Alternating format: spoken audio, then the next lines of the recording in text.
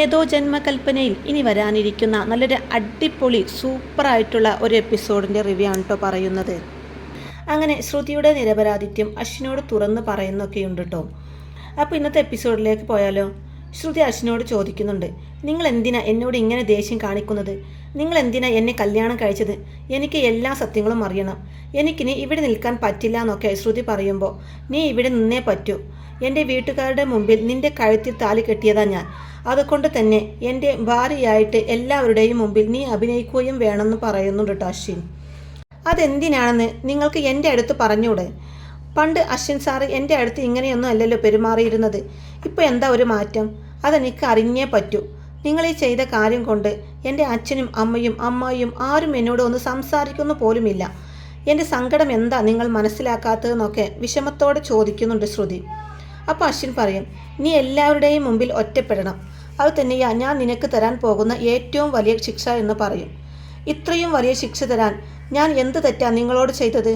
അതെനിക്കറിയണമെന്ന് ശ്രുതി പറയുമ്പോൾ, എൻ്റെ ചേച്ചിക്ക് വേണ്ടിയിട്ടാണ് ഞാൻ ഇതൊക്കെ ചെയ്യുന്നത്, അല്ലാതെ നിന്നോടുള്ള സ്നേഹം കൊണ്ടൊന്നും അല്ല. എൻ്റെ ചേച്ചിക്ക് വേണ്ടിയിട്ട് ഞാൻ എൻ്റെ ജീവനും ജീവിതവും കൊടുക്കും. അത്രമാത്രം നീ ഇപ്പോൾ അറിഞ്ഞാൽ മതി എന്നും പറഞ്ഞ് അശ്വിൻ അവിടെ നിന്നങ്ങ് പോവാണ്. എന്നാൽ ഇത് കേട്ട് ശ്രുതിക്ക് ആകെ സങ്കടമാവുന്നുണ്ട്. എന്തായിരിക്കും അശ്വിൻ സാർ അങ്ങനെ പറഞ്ഞത്? എന്താ ഇനി എൻ്റെ ഭാഗത്ത് വലിയ തെറ്റുണ്ടായി കാണോ? അതോ ഇനി ശ്യാമുമായിട്ടുള്ള കാര്യങ്ങളൊക്കെ അശ്വിൻ സേറാം അറിഞ്ഞോ? അതുകൊണ്ടായിരിക്കോ എന്നോട് ഇത്രയും ദേഷ്യം കാണിക്കുന്നത്? സാറ് എൻ്റെ അടുത്ത് ഇങ്ങനെയൊന്നും ആയിരുന്നില്ലല്ലോ, പെട്ടെന്ന് എന്താ ഇങ്ങനെയൊരു മാറ്റം? ഇനിയിപ്പോൾ ശ്യാമിനെ കുറിച്ചുള്ളതൊക്കെ അറിഞ്ഞു കഴിഞ്ഞാൽ ഇങ്ങനെയായിരിക്കില്ലല്ലോ പ്രതികരിക്കുക.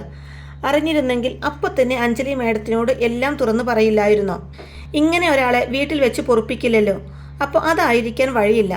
എന്നാലും എനിക്ക് സത്യങ്ങൾ അറിഞ്ഞേ പറ്റൂ. അങ്ങനെ വീണ്ടും ശ്രുതി അശ്വിൻ്റെ അടുത്തേക്ക് ചെല്ലുന്നുണ്ട്. ഞാനൊരു കാര്യം പറയാൻ വേണ്ടി വന്നതാ. എനിക്ക് എന്തായാലും ഇനി ഇവിടെ നിൽക്കാൻ പറ്റില്ല. ഞാൻ എൻ്റെ വീട്ടിലോട്ട് പോവുകയാണെന്ന് ശ്രുതി പറയുമ്പോൾ, നീ പൊക്കോ, നിനക്ക് എപ്പോൾ വേണമെങ്കിലും ഇവിടെ നിന്ന് പോവാം. നിന്നെ ഇവിടെ ആരും കെട്ടിയിട്ടുമില്ല. ഞാൻ നിന്നോട് പോവാനും പറയില്ല, വരാനും പറയില്ല. അപ്പോഴത്തെ ദേഷ്യത്തിൽ അശ്വിനെ അങ്ങനെ പറയാണ്. എന്നാൽ പിന്നെ ഞാൻ എൻ്റെ വീട്ടിലോട്ട് പോവാം എന്നും പറഞ്ഞ് ശ്രുതി ഇറങ്ങി പോകുന്നുണ്ട്. ആരോടും ഒന്നും പറയാതെ ആയിരിക്കട്ടോ ശ്രുതി വീട്ടിലോട്ട് ചെല്ലുന്നത്. അവിടെ ചെല്ലുന്ന സമയത്ത് അമ്മയും അച്ഛനും അമ്മായിയും ഒക്കെ കൂടി ശ്രുതിയോട് പറയുന്നുണ്ട്, നീ എങ്ങോട്ടാണ് ഈ വരുന്നത്? നീ ഇനി ഇങ്ങോട്ടേക്ക് കയറണ്ട. നിനക്കിനി ഇവിടെ ഒരു സ്ഥാനവുമില്ല. പിന്നെ നിനക്കിവിടെ നിൽക്കണമെന്നുണ്ടെങ്കിൽ നീ സത്യങ്ങളെല്ലാം ഞങ്ങളുടെ അടുത്ത് തുറന്ന് പറയണം. നിന്റെ കഴുത്തിൽ അശ്വിൻ സൈറാം താലി കെട്ടാനുള്ള കാരണം എന്താണെന്ന് ഞങ്ങളുടെ അടുത്ത് പറഞ്ഞേ പറ്റൂ. അങ്ങനെ ശ്രുതിയെ എല്ലാവരും ചേർന്ന് ചോദ്യം ചെയ്യായിരിക്കട്ടോ. അപ്പോഴായിരിക്കും നമ്മുടെ അശ്വിൻ ആലോചിക്കുന്നത്, അയ്യോ ഇനിയിപ്പോൾ ചേച്ചിയും മുത്തശ്ശിയും ഒക്കെ ശ്രുതി എവിടെയാണെന്ന് ചോദിച്ചാൽ ഞാൻ എന്താ പറയുക? അവൾ ഇവിടുന്ന് പോയിരിക്കുകയാണെന്ന് അറിഞ്ഞാൽ ഇനി അതായിരിക്കും അടുത്ത പ്രശ്നം. ഞാൻ അവളെ പറഞ്ഞു വിടാൻ പാടില്ലായിരുന്നു എന്നോർത്ത് ശ്രുതിയെ വിളിക്കുന്നുണ്ട്. പെട്ടെന്ന് ശ്രുതിക്ക് കോള് വരുമ്പോൾ ശ്രുതി അവിടുന്ന് മാറി നിന്ന് സംസാരിക്കുകയാണ്. എന്താ ഇപ്പം എന്നെ വിളിച്ചതെന്ന് ചോദിക്കുമ്പോൾ, നീ തിരികെ ഇങ്ങോട്ട് തന്നെ വാ. നീ നിൻ്റെ വീട്ടിൽ നിന്നാൽ ശരിയാവില്ല. ഇനി ചേച്ചിയും മുത്തശ്ശിയും ഒക്കെ നിന്നെ അന്വേഷിച്ചാൽ ഞാൻ മറുപടി കൊടുക്കേണ്ടി വരും. നീ എത്രയും പെട്ടെന്ന് തിരികെ വാ എന്ന് പറയുന്നുണ്ട് അശ്വിൻ. ഞാൻ ഇനി തിരികെ വരാൻ ഉദ്ദേശിക്കുന്നില്ല. ഞാൻ ഇവിടെ എൻ്റെ വീട്ടിൽ നിൽക്കുക. ഇനി ഞാൻ വരണം എന്നുണ്ടെങ്കിൽ എന്നെ വിളിക്കാനായിട്ട് എൻ്റെ വീട്ടിലോട്ട് വന്നാൽ മതി. ഞാൻ ഇവിടെ തന്നെയുണ്ടാകും എന്നും പറഞ്ഞിട്ട് ശ്രുതി ഫോൺ കട്ട് ചെയ്യാണ്. ഇതും കേട്ട് അശ്വിന് ശരിക്കും ദേഷ്യം വരുന്നുണ്ട്. അശ്വിനാണെങ്കിൽ ദേഷ്യത്തോടു കൂടി ഫോണും കയ്യിൽ പിടിച്ച് നിൽക്കുകയായിരിക്കും. പിന്നീടാണെങ്കിൽ എന്താണെങ്കിലും വേണ്ടിയില്ല, എൻ്റെ ഭാര്യയല്ലേ എന്നും കരുതി ശ്രുതിയെ വിളിക്കാനായിട്ട് ശ്രുതിയുടെ വീട്ടിലോട്ട് ചെല്ലുകയാണ് അശ്വിൻ. അങ്ങനെ വീണ്ടും ശ്രുതിയെ ചോദ്യം ചെയ്യൽ തുടങ്ങുകയാണ്. അമ്മയായാലും അമ്മായിയായാലും ഒക്കെ ചോദിക്കുന്നുണ്ട്, സത്യം പറഞ്ഞു കഴിഞ്ഞാൽ നിനക്കിവിടെ പഴയതുപോലെ തന്നെ സ്ഥാനമുണ്ടാകും. അല്ലെങ്കിൽ നീ ഈ പടിക്ക് പുറത്താ. ഞങ്ങൾക്ക് ഇങ്ങനെയൊരു മകളില്ല എന്ന് തന്നെ ഞങ്ങൾ കരുതും. അത്രയുണ്ടാകൂന്ന് അവർ പറയുമ്പോൾ, നിങ്ങൾക്ക് എല്ലാവർക്കും അശ്വിൻ സൈറാം എൻ്റെ കഴുത്തിൽ താലി കെട്ടിയത് എന്ത് കാരണത്തോടു കൂടിയാണെന്നല്ലേ അറിയേണ്ടത്? അത് അശ്വിൻ തന്നെ പറയും. അവൻ ഇങ്ങോട്ട് വരും. ആ സമയത്ത് നിങ്ങൾ തന്നെ നേരിട്ട് ചോദിച്ചാൽ മതി. അല്ലെങ്കിൽ അവൻ തന്നെ പറഞ്ഞോളും. അതും പറഞ്ഞ് ശ്രുതി അകത്തേക്ക് കയറി പോകുന്നുണ്ട്. അങ്ങനെ അശ്വിൻ അങ്ങോട്ടേക്ക് വരുന്നുണ്ട് കേട്ടോ. അശ്വിൻ വരുന്ന സമയത്ത് ഒരു തരത്തിലും അശ്വിനോട് ദേഷ്യമൊന്നും കാണിക്കാതെ അമ്മായിയും അമ്മയും അച്ഛനുമൊക്കെ അശ്വിനെ സ്വീകരിക്കുന്നുണ്ട്. മോൻ കയറി വാ, മോൻ ഇവിടെ ഇരിക്കുക എന്നും പറഞ്ഞ് അശ്വിനെ നല്ല രീതിയിൽ തന്നെ സ്വീകരിക്കുകയാണ്. ഈ സമയത്ത് ശ്രുതിയും നോക്കി നിൽക്കുന്നുണ്ടാവും. ശ്രുതിയോട് പറയുന്നുണ്ട്, നമുക്ക് പോയാലോ എന്ന് ചോദിക്കുമ്പോൾ, വന്നല്ലേ ഉള്ളൂ, അതിനു മുമ്പ് പോവാനോ? മോന് കാര്യങ്ങളെല്ലാം പറയുമെന്ന് ശ്രുതി പറഞ്ഞിരുന്നു. എന്ത് കാര്യമെന്ന് ചോദിക്കുമ്പോൾ, അല്ല ശ്രുതിയുടെ കഴുത്തിൽ താലി കെട്ടാനുണ്ടായ കാരണം എന്താണെന്ന് മോൻ പറയണം. അതറിയാനാ ഞങ്ങളിവിടെ കാത്തിരിക്കുന്നത് നന്നായി പറയുമ്പോൾ ശ്രുതിയുടെ മുഖത്ത് നോക്കി അശ്വിൻ ഇങ്ങനെ മനസ്സിൽ പറയുന്നുണ്ട്. അപ്പോൾ നീ എന്നെ ട്രാപ്പിലാക്കിയതാണല്ലേടി എന്നിങ്ങനെ മനസ്സിലിങ്ങനെ ചിന്തിക്കുകയാണ്. ഉടനെ തന്നെ നമ്മുടെ അശ്വിൻ പറയുന്നുണ്ട്, അമ്മേ എനിക്കൊരു ഗ്ലാസ് ചായ വേണം, ചായ കുടിച്ചിട്ട് ബാക്കി കാര്യങ്ങളൊക്കെ സംസാരിക്കാമെന്ന് പറയാണ്.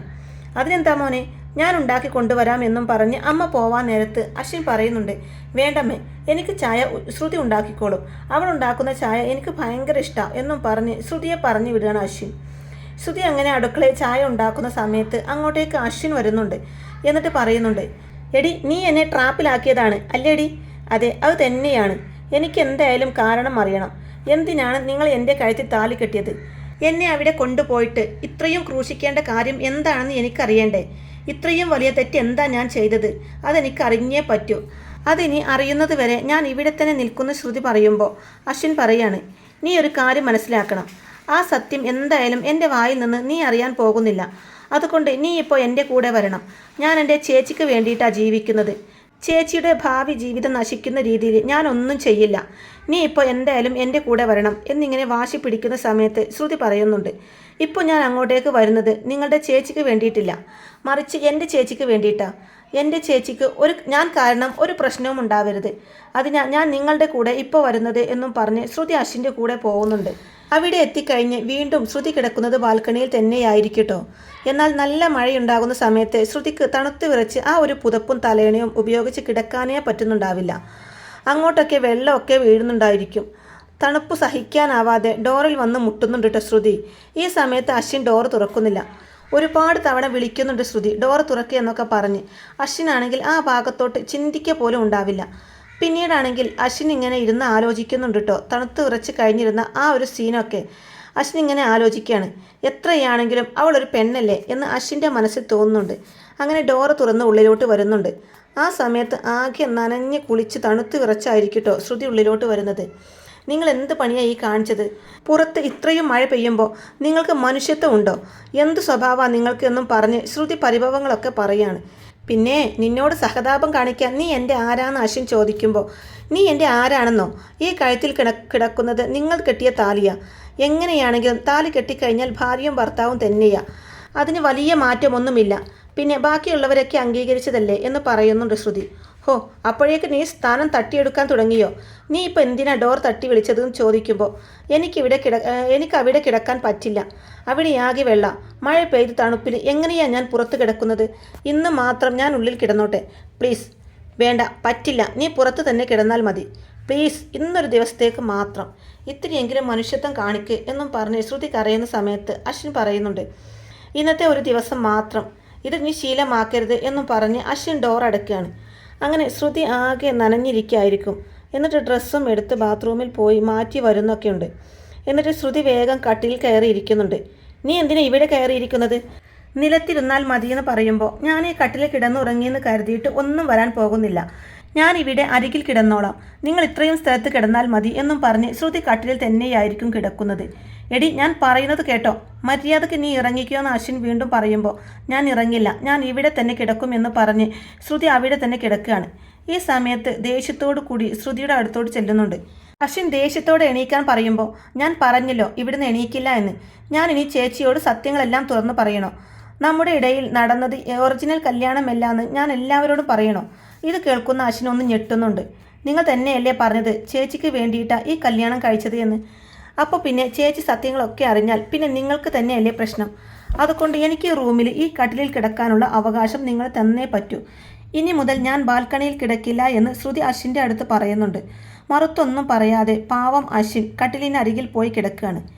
ഇനി കൂടുതൽ സംസാരിച്ചാൽ ഇവളുടെ തനി സ്വഭാവം പുറത്തു വരും എന്ന് അശ്വിന് നന്നായിട്ടറിയാം. അങ്ങനെ പതിയെ പതിയെ അശ്വിൻ്റെ മനസ്സിലോട്ട് ശ്രുതി കയറുന്നുണ്ട്. തൊട്ടടുത്ത് കിടക്കുന്ന സമയത്ത് പഴയ ആ സ്നേഹമൊക്കെ അശ്വിൻ ഇങ്ങനെ തോന്നുന്നുണ്ട്. ശ്രുതിയെ തന്നെ നോക്കി കിടക്കായിരിക്കും അശ്വിൻ. അപ്പോൾ പെട്ടെന്ന് ശ്രുതി കണ്ണു തുറക്കുന്നതും അപ്പോൾ അശ്വിൻ തന്നെ നോക്കി കിടക്കുന്നത് കാണുമ്പോൾ, എന്തിനാ എൻ്റെ മുഖത്തോട്ട് ഇങ്ങനെ നോക്കുന്നത് എന്ന് ചോദിക്കുമ്പോൾ, പിന്നെ നോക്കാൻ പറ്റിയൊരു മുഖം എന്നും പറഞ്ഞ് അശ്വിൻ ഇങ്ങനെ അങ്ങോട്ട് തിരിഞ്ഞു കിടക്കുകയാണ്. അങ്ങനെ രസകരമായിട്ടുള്ള ത്രില്ലിംഗ് ആയിട്ടുള്ള ഒരുപാട് മുഹൂർത്തങ്ങളൊക്കെയാണ് കേട്ടോ ഇനി ഏതോ ജന്മകൽപ്പനയിൽ വരാനിരിക്കുന്നത്. അപ്പോൾ ഈ റിവ്യൂ ഇഷ്ടമായിട്ടുണ്ടെന്നുണ്ടെങ്കിൽ വീഡിയോ ലൈക്ക് ചെയ്യാനും ചാനൽ കൂടി ഒന്ന് സബ്സ്ക്രൈബ് ചെയ്ത് സപ്പോർട്ട് ചെയ്യാനും മറക്കല്ലേ ഫ്രണ്ട്സ്. താങ്ക്